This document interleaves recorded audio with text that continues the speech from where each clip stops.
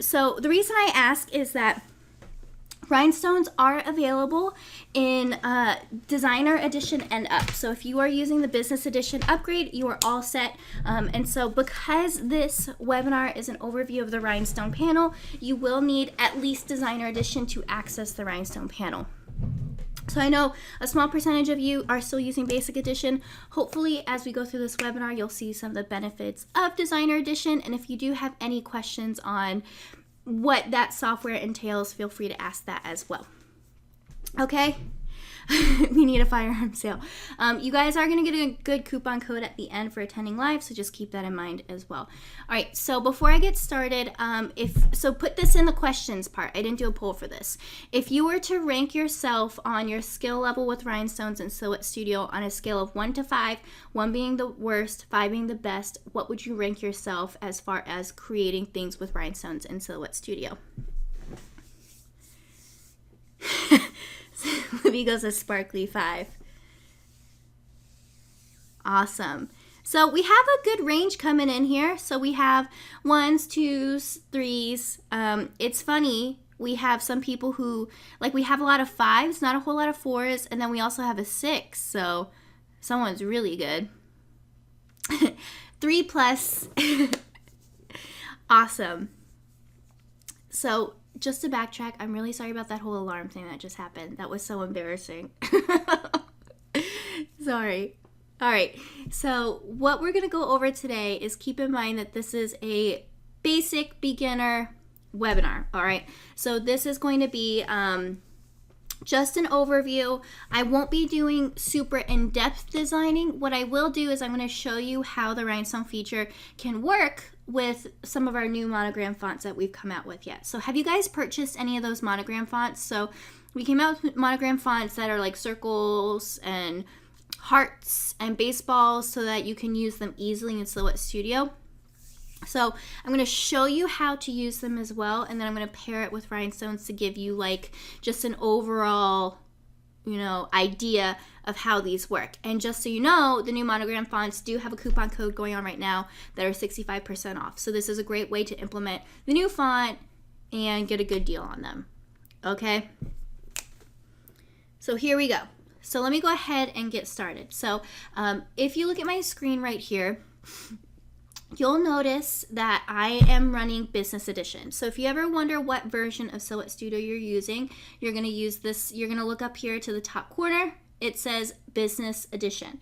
So everything that I go over will still apply in Designer Edition. So there's not going to be any differences in this webinar. I do have previous webinars and ones coming up where I kind of explain Designer Edition and Business Edition.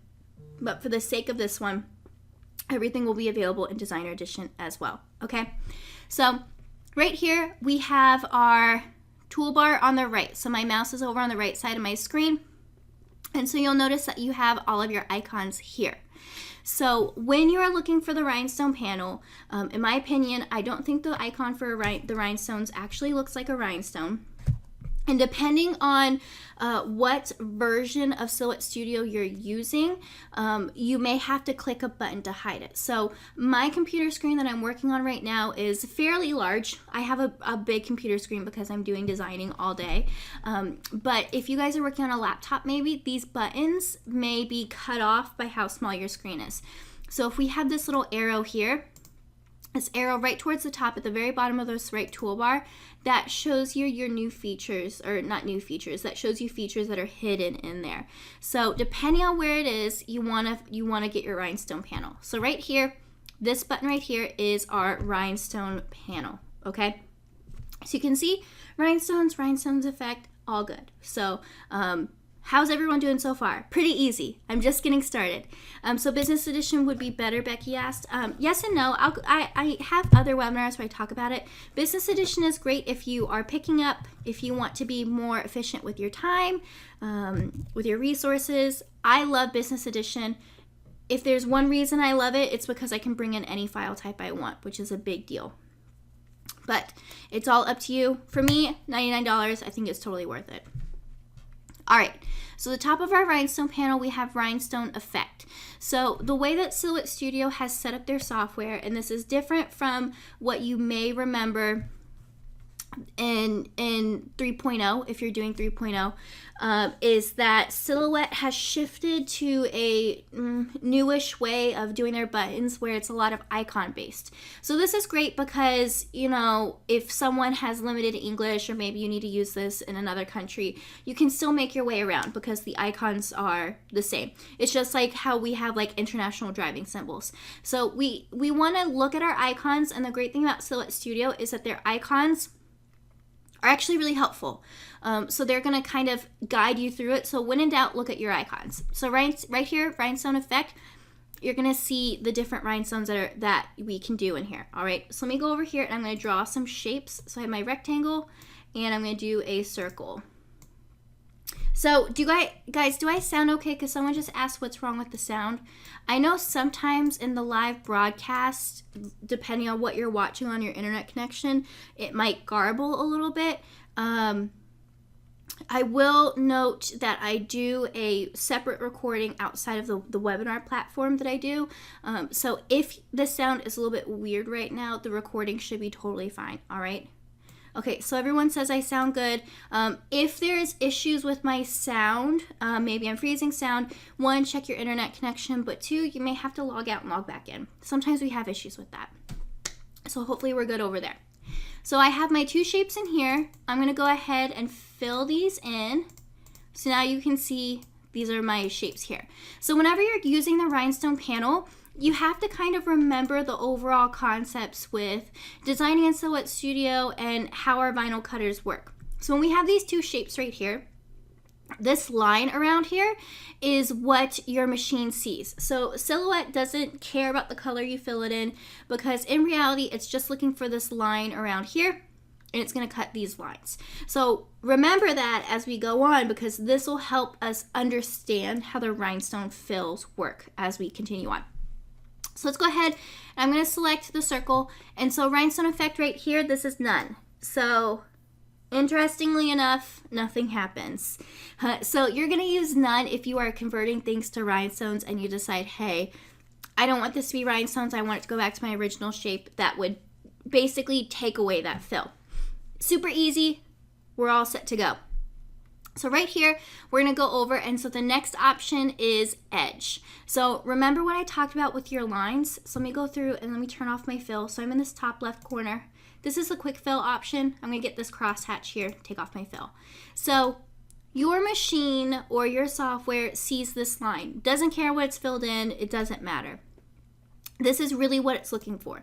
So let me just select this, go up here, and fill that in again. Okay. So we have this set. So make sure you're selecting the shape you want to fill in with rhinestones, and then let's go over here to edge. So what this is going to do, like I just talked about with lines, is it finds the line that we had in there, and it converts that line to rhinestones. So one thing to note, rhinestone software, no rhinestone software is perfect right out of the box, okay? Every software has its quirks, has things you have to work on. Whenever you're converting things to rhinestones, you will have to do some sort of editing, because in reality, you're taking a picture and you're trying to change it into a bunch of little circles. So just the physics of doing that, can be difficult, okay? So I know we talk about our software Design Wizard. Even then, when you do a lot of different rhinestone fills, there are still edits that you have to make. So one cool thing about Silhouette Studio is that when things are converted over to rhinestones, the software still recognizes the original shape that we had in there, okay? So the cool thing is, even though it's a bunch of little circles, the software still knows that these little circles make this shape over here that we started with. So let me show you what I'm talking about. So I have my circle here. Let's click right here for edge. And so check that out. So this line here is converted over to rhinestones. So we have this set right here. Now, one thing to note is Silhouette Studio always default will set your rhinestones to SS10. SS10 rhinestones are 3mm rhinestones. They're your most common size. They come in the widest variety of colors. Like, not even 9 times out of 10, like 99 times out of 100, you will be using SS10 rhinestones. If you are unsure what size rhinestones you have in your workspace, you can look at the bottom of your rhinestone panel right here. and it'll tell you your totals. So it has it separated by 6s, 10s, 16s, 20s, and so that now you can see that this has 59 SS10 rhinestones. So with this, there's a couple cool things going on. So remember, the line has been converted to rhinestones, but Silhouette Studio still knows that there's a line there, okay? So one way that applies is that we can increase the size of our shape, and you can see that it's adding in more rhinestones to fill that area, but the rhinestones are not changing size, and that's important. So when you're cutting out your rhinestone template, the holes have to be the correct size, because that is how your stones fall into your template. So if you have a 3mm rhinestone and your hole is 5mm, it's not going to fit well. Like, you can't actually stretch out your rhinestone. That's one of the limitations we have with it. So this is great because we can increase the size of our design and it still will account for the size rhinestones that we have in there. Someone just asked, will we be able to view this again? Yes. So we'll have this up probably late tomorrow or the next day. It'll go on our YouTube channel. And so I can even decrease this and it will take out rhinestones until it's this shape. So we have this all set here. So one thing to note is there is a bug in Silhouette Studio last time I checked. Sometimes your rhinestone fills don't fill in well. You might see it in the next section. I just want to let you know that that is a bug, but I have put in a ticket, so hopefully it's resolved soon. So now we have our stones here. We can even change our size. So we can do SS6. You can see that our stones got smaller. Let's go over to 10. Those are our 10 rhinestones. We have SS16. And then we'll have our SS20 stones. So you can see them all set there. And so this is our edge fill. So there's a couple more options in the Rhinestone panel. I'm going to go over them more in depth when I talk about the other fills besides this one. So we have this over here. And so right next to the rhinestone, the edge fill, then we have our radial fill. So the radial fill will fill in your shape in a grid pattern. So this works best for shapes that have sharp lines, sharp corners, straight lines, those sorts of things. So if I click on this square and do this radial fill here, you'll see I have a nice uniform fill with my rhinestones in here. Looks pretty good. We're all set with that. It's pretty good. Now, one thing to note is that the radial fill doesn't work super well on curved items, okay? So the radial fill kind of like goes over crisscross. So when you do something that has curves in there, if we go over here and do linear fill with this, you can see the inside looks pretty good, but you can see where it curves, it got a little tricky. It didn't work out too well. I had to modify a rhinestone template I made by moving around the rhinestones to achieve the look I was looking for. This design took me an extremely long time to make, but I want to know if I can adjust the size or will adjust the size of the rhinestones. Once you release the design, it will adjust the size of the rhinestones, but honestly, you should, Megan, send us an email with the file, because I would probably have a better idea seeing that. And so another good question came in, do you do the same thing when cutting vinyl holographic rhinestone look? So yeah, I would do the same exact thing. The only difference when you cut out holographic vinyl to do a rhinestone look is that you're cutting vinyl and not your stones. The cool thing is that when you're working with vinyl, you don't have to worry too much about stretching out your design too much after the rhinestones are released. And I'll get to that in a little bit. So right here, you'll see that these edges don't look super great. So that leads us to the next fill in the rhinestone panel, which is the radial fill. So the radial fill is going to take your design and it's going to fill in from the outside in. So whenever you fill a shape with the radial fill, the outside edge is going to be really defined, but the inside part might be a little bit weird if you have a different design. So if I go over to my circle and I click this right here, you'll see radial fill, the inside, it looks really good. Now, one thing to look for, we have this weird thing right here. Sometimes your stones may not fill perfectly. That's just a little fluke in the software right now. If you just stretch out your design a little bit, you can see that it'll correct itself. So you have that set there. And I did a very minimal change and it's better now. And so over here with radial fill, because it works from the outside in, sometimes when you have these square objects, they don't look super great. So let me go over here, select my square, and let's go to radial fill for this. Check that out. because it worked from the outside in, it got kind of like, I don't know, shifty on the inside. Can you guys see that? So that's one of the weird things going on with that. So I got a question, can you mix rhinestone sizes in one pattern? Yes. So mixing rhinestone sizes would be kind of like, that would be something I would probably cover in a more advanced webinar, because to mix up rhinestone sizes, you're going to have to change colors of certain ones and utilize line colors. So keep an eye out for that. I'm going to have some classes and webinars on that. That is definitely something that is going towards the intermediate level, but you can do that. So let's go right here. Let's go back to linear fill for this square, this rectangle, and you can see it kind of works out a little bit better. Now, one more thing with the rhinestone panel that I like using a lot is you can adjust your spacing in here. Okay, so let's go ahead, let's stretch this out.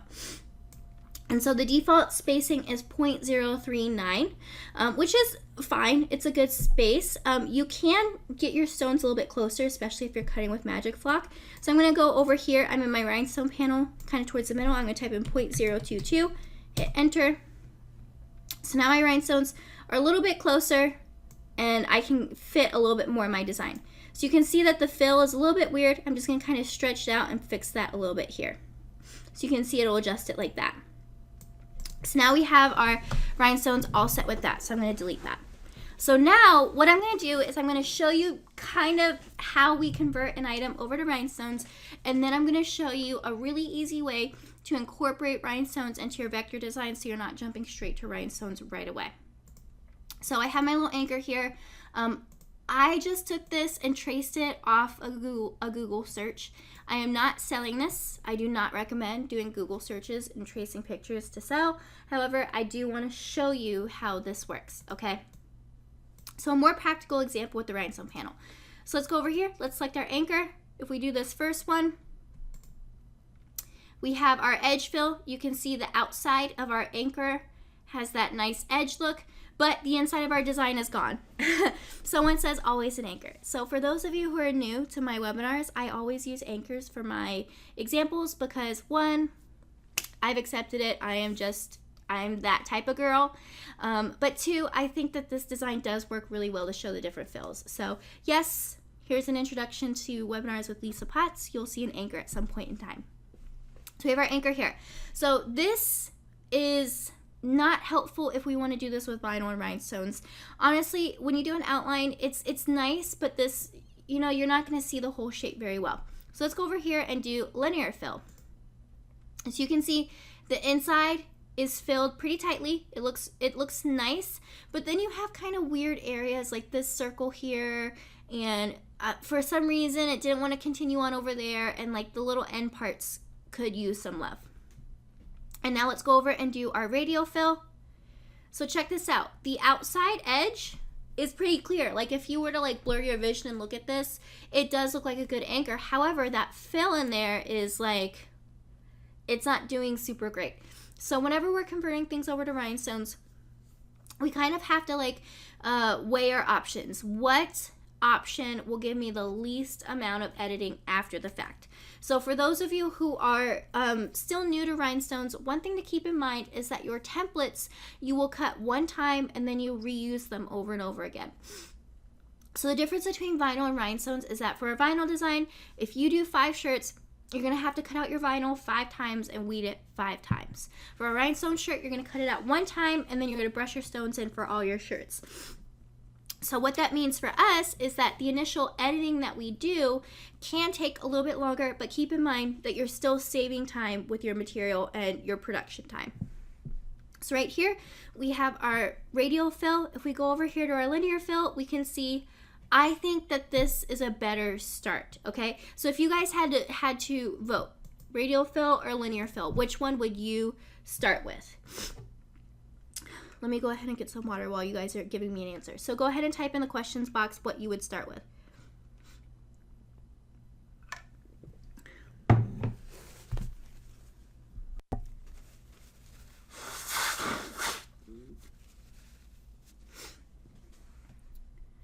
Okay, so it's funny. Most of you have said, can you still hear me?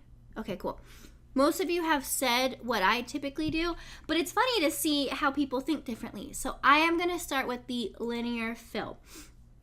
In my opinion, I think it's a better start, but honestly, whatever you think is best is what you should start with. So right here, we need to do some editing, okay?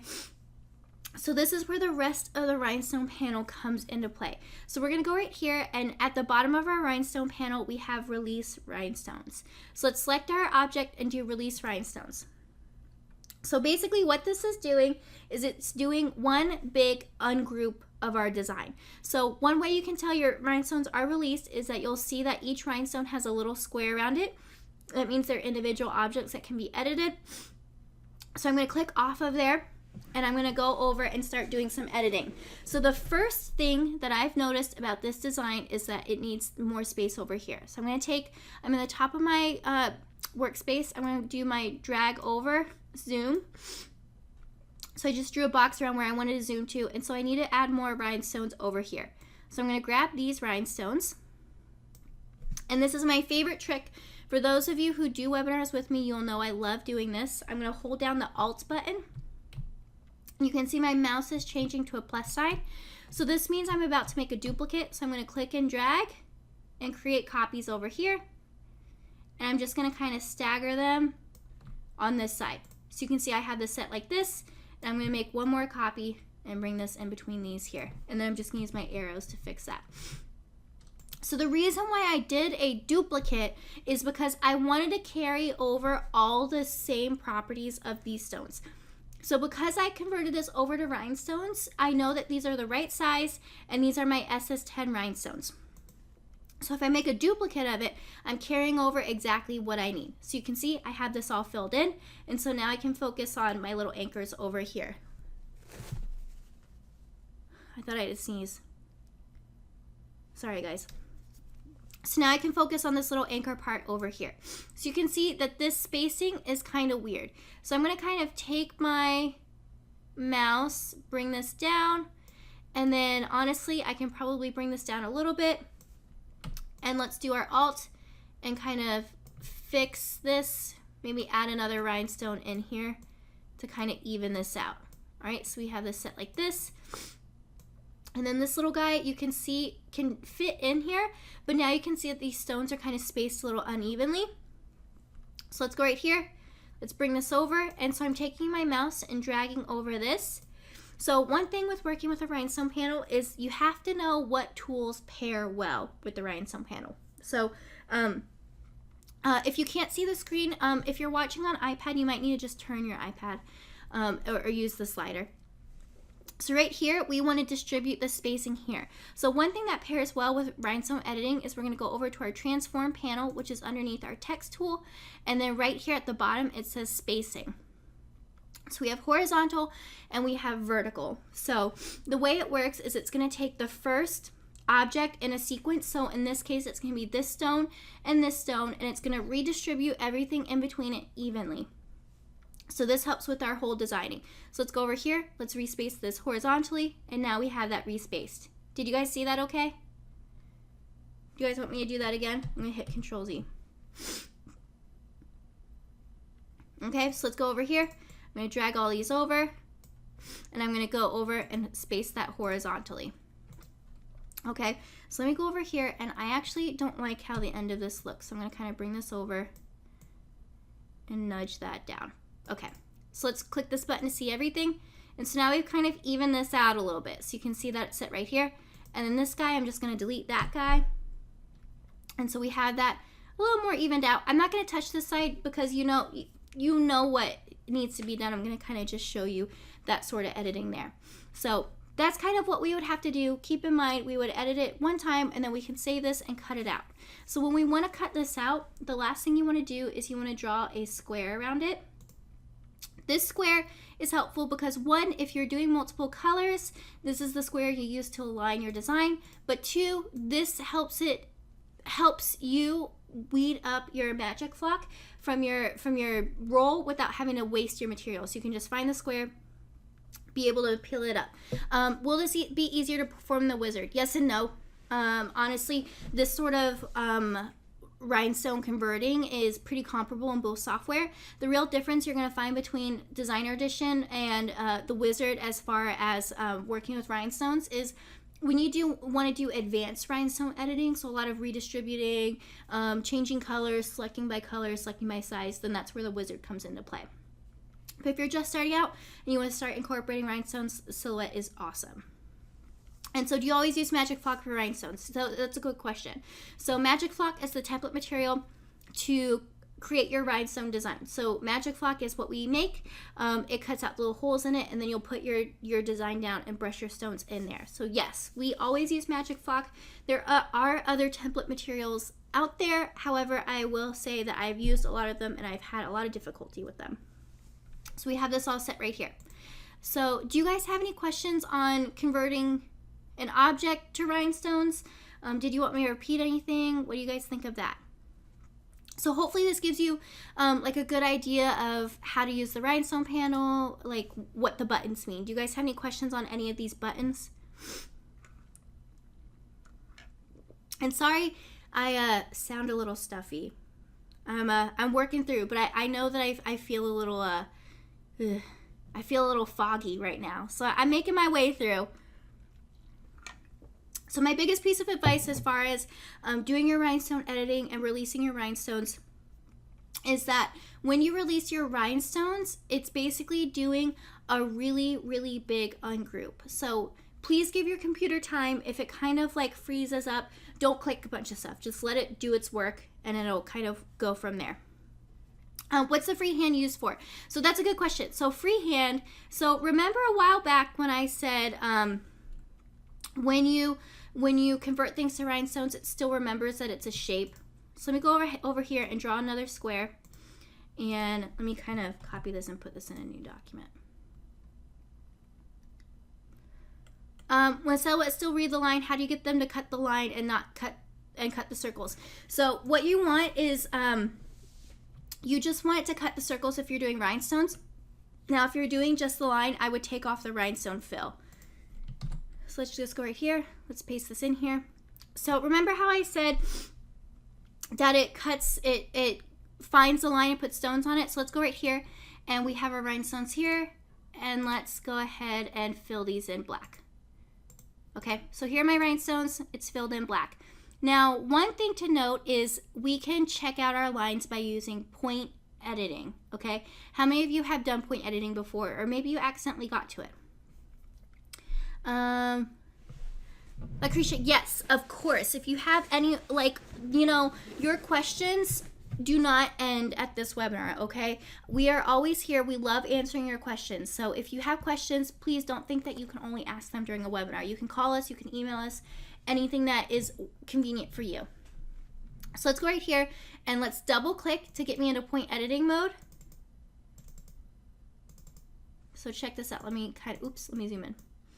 So right here, now that I'm in point editing mode, check this out.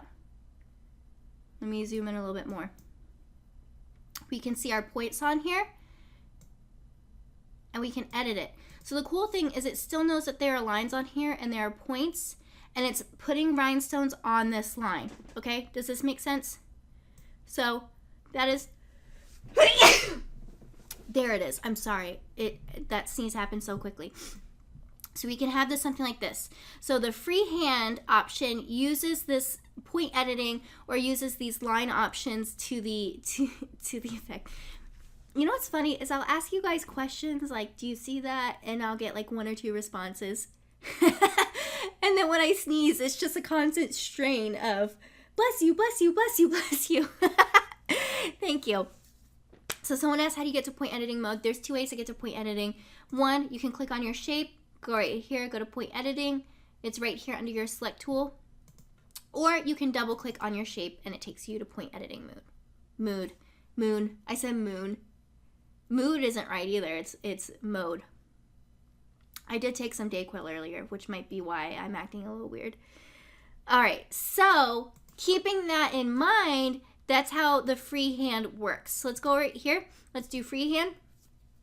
So basically what this is you are you are drawing a line, and at the same time, it's like when you draw a line, it immediately applies the edge fill to it. Okay, so let's go right here. Let's draw my line.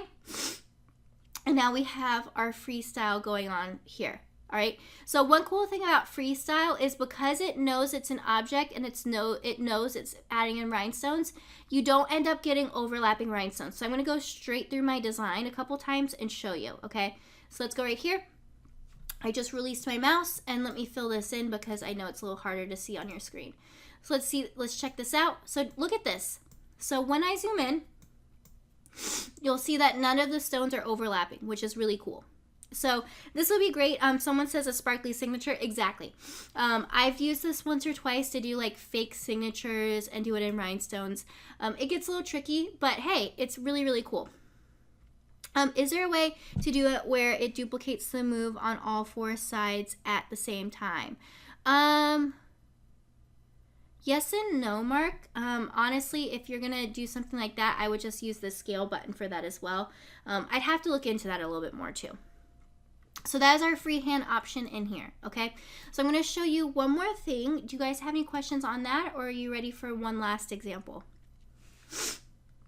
So this last example is going to be a little bit of a bonus for you. I'm just going to show you how to do the new monogram fonts. So tell me, how many of you have used the new monogram fonts?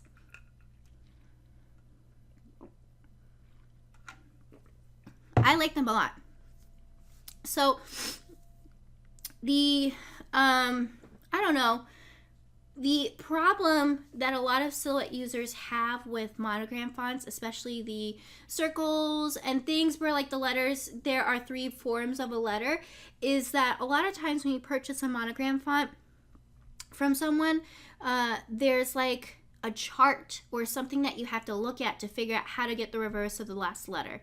Okay, so it gets a little tricky because you're like, okay, if I want to do my monogram, I have to figure out which one works. So the way we've set up our monogram fonts is basically there's a left and right version. So I'm going to start, and I'm going to do one with the baseball one really quick. So LPM for Lisa, my middle name Potts. You guys can guess it, it's not Marie. And then I'm going to go over here, and then we'll do TRW, baseball, mono.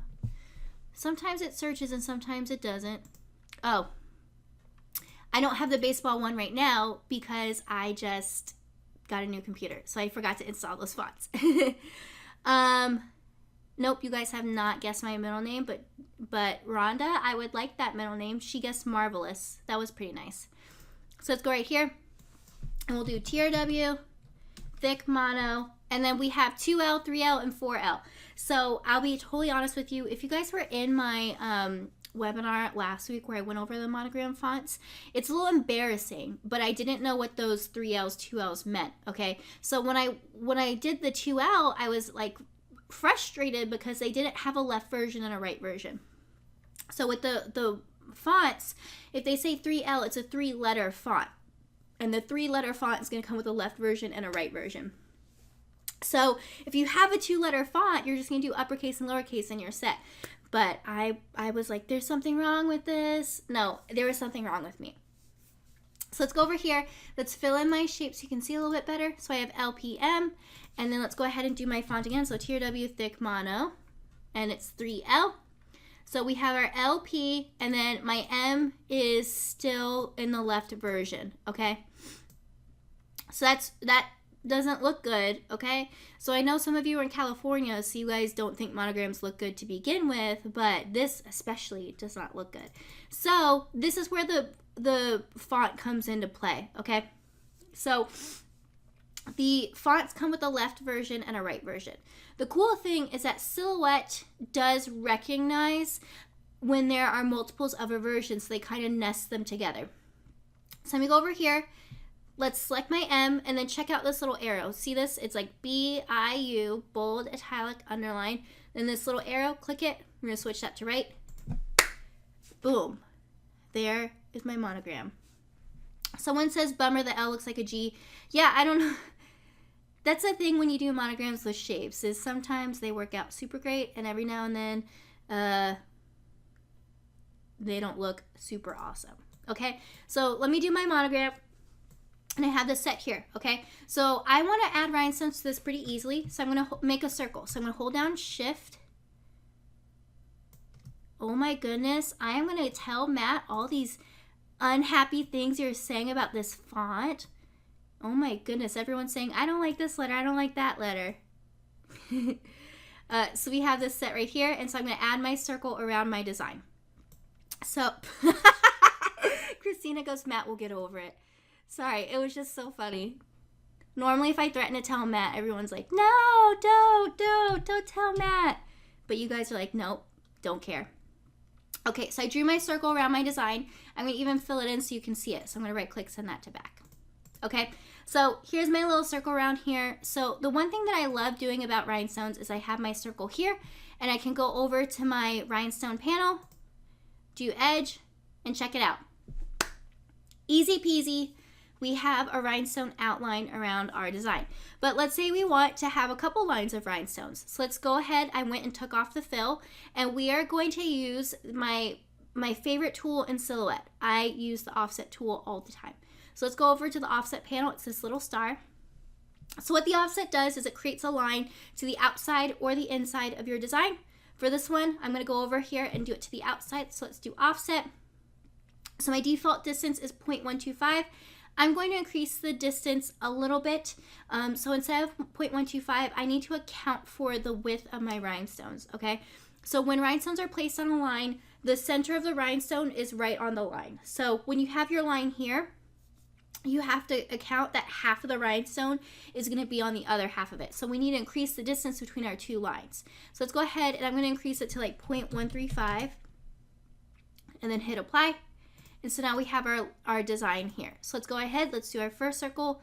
Let's go to our rhinestone panel, let's do edge, and then check this out. If I do edge here, my rhinestones are a little bit too close. So I need to increase my distance a little bit. So let's go over here, let's do Control Z, go back, Control Z, Control Z. So let's go ahead, I'm just gonna delete that offset and create another one. So let's do offset. Let's do offset, and then do 0.140, hit apply. Actually, I'll do 0.145 just to be safe. Offset is like echo and quilting. Cool. And then we'll hit apply. And so let's go back, let's select this, go to rhinestone, let's do edge, and then let's go right here and do edge again. And so you can see they're a little bit close. I would do it that way because I like it. But of course, you can increase them if you want. So let's go right here. Let's go ahead and select these rhinestones. And we'll go ahead and change them blue as well. So now you can do a little double outline with your rhinestones as well. And don't forget, Silhouette does know it's an object. So I can even stretch out my circle if I absolutely hate it and then rearrange it too.